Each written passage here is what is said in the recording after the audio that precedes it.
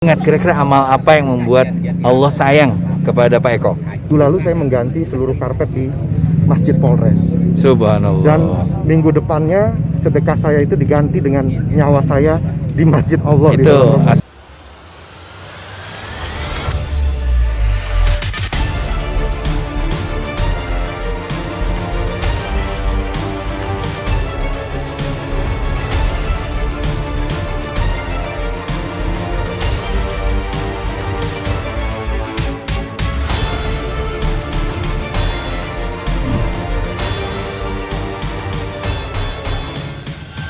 Ke bawah lagi, Pak. Iya. Ini harus ada truk. Oh, ada. Siap. Udah mulai, Pak. Setiap hari. Berapa truk? Ada 10 truk. Terus. Bukan deras beban ke sini. Kalau gitu kita jangan di sini, ke sana aja. Iya, betul. Selama di sini Ayo benar. melihat Setuju. Riskan.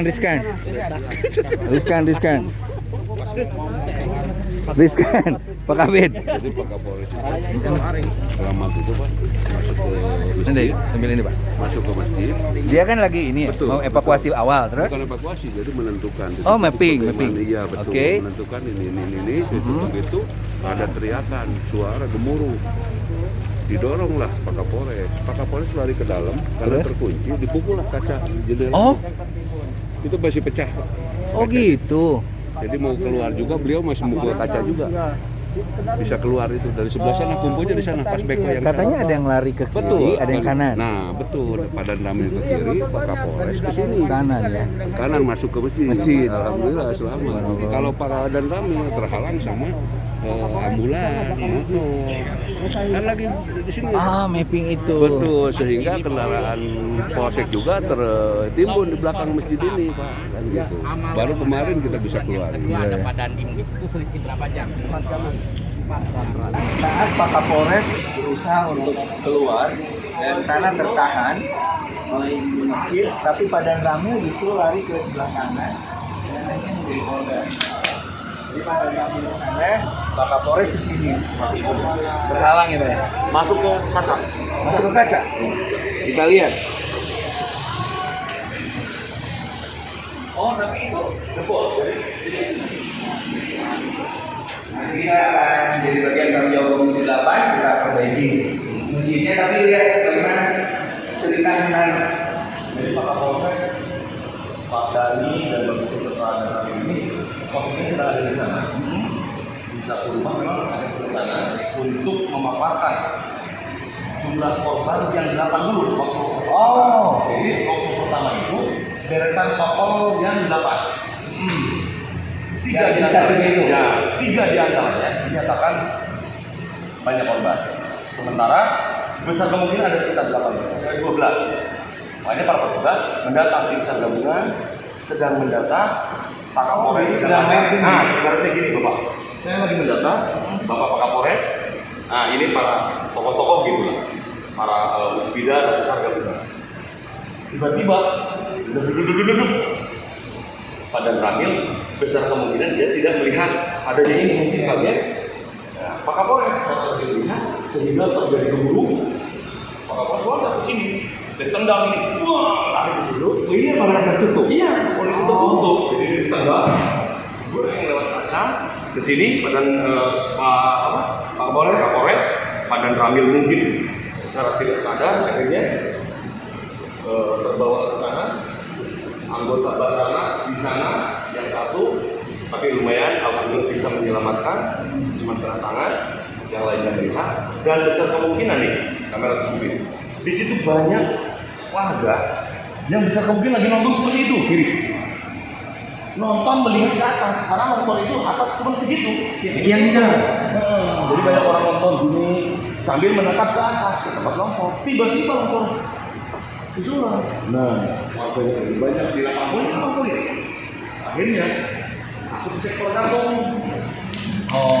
Lari ke sektor 1. Nah, yang hajatan. Oh ya, jadi Nah, ini yang hajatan. Ini yang hajatan ini nih. Nih rumah ini nih. Iya.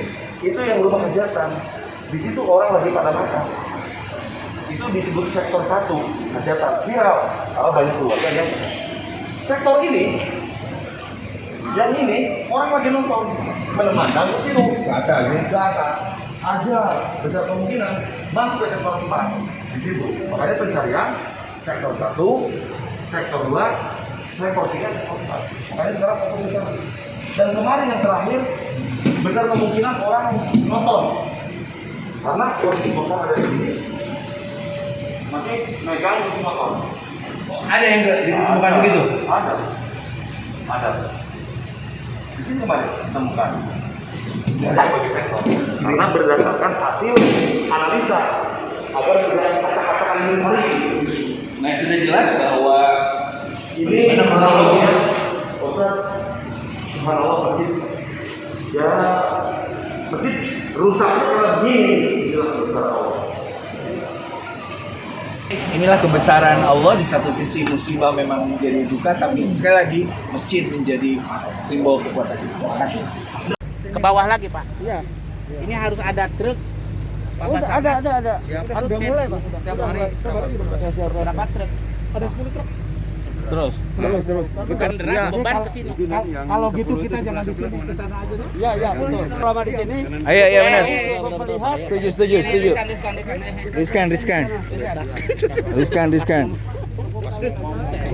Riskan, Pak Kabid. Jadi Pak Kapolres itu selamat itu Pak masuk ke Nanti sambil ini Pak. masuk ke masjid. Dia kan lagi ini Betul. mau evakuasi awal terus. Bukan evakuasi, jadi menentukan. Oh, mapping. Iya betul. Oke. Menentukan ini. Begitu ada teriakan, suara gemuruh.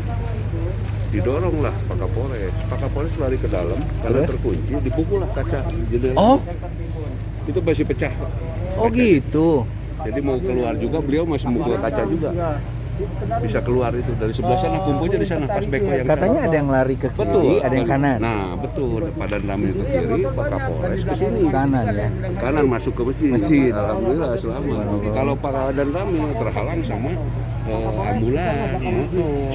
Kan lagi di sini. Ah, mapping itu. Betul, sehingga kendaraan polsek juga tertimbun di belakang masjid ini, Pak. Kan gitu. Baru kemarin kita bisa keluar. Ada badan Inggris itu selisih berapa jam? 4 jam. Itu kan masuk hujan ini ya. Ya itu.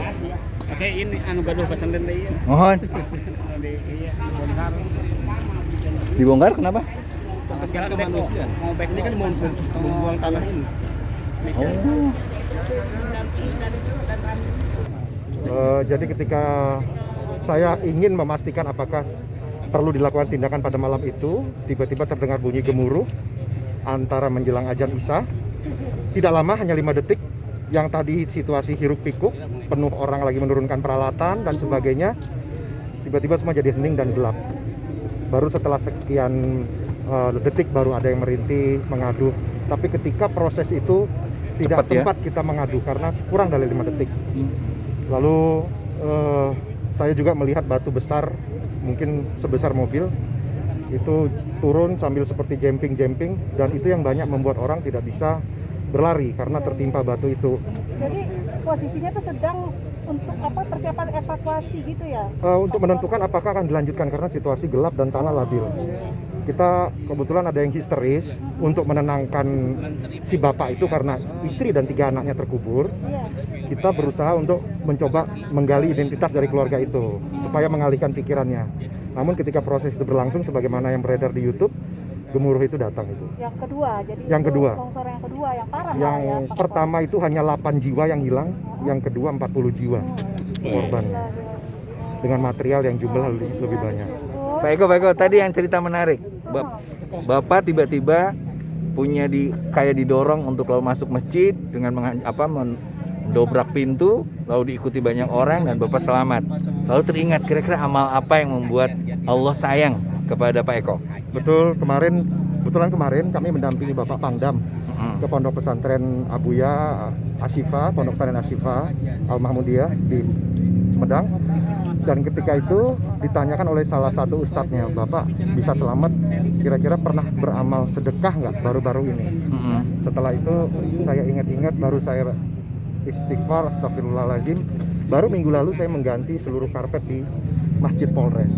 Subhanallah. Dan minggu depannya sedekah saya itu diganti dengan nyawa saya di masjid Allah. Itu as-sadaqah tuh tatul Jadi, bala. jangan ragu Sedekah untuk akan bersedekah. menghindarkan Langsung kita dari dibayar bencana ya. Iya. Subhanallah. Itu pelajaran tuh semuanya.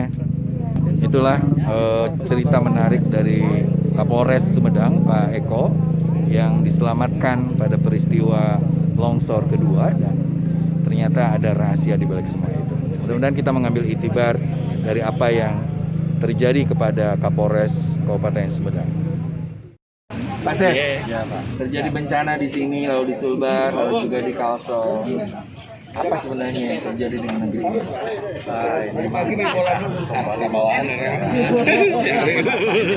Ini salah satunya kalau di sini ulah kita juga ya.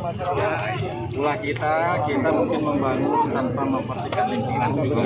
Persoalan lingkungan adalah persoalan yang utama. Kalau kita mampu jaga alam akan mampu jaga kita. Ya. Seperti tadi, bagaimana ini kita tanam ini pohon-pohon yang bernilai ekologis, ekonomis, ya.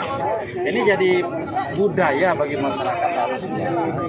Apalagi membangun di tempat-tempat kawasan yang vulnerable, yang rawan. Lalu lingkungan menjadi perhatian kita, tata kelola air juga menjadi perhatian kita.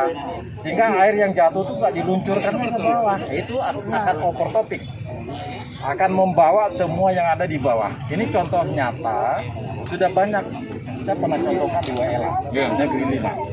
Ya, ini jangan terjadi lagi.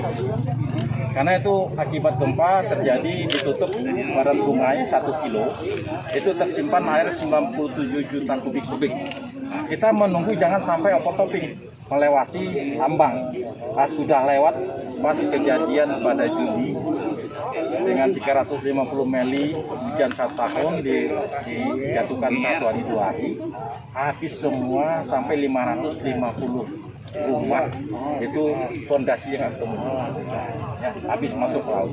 Ya, tapi orangnya sudah kita selamatkan karena kita udah tahu early warningnya, semuanya kita siapkan. Ini juga perlu early warning. Ya, seperti itu. Oke, siapa yang jaga alam, maka alam akan jaga kita.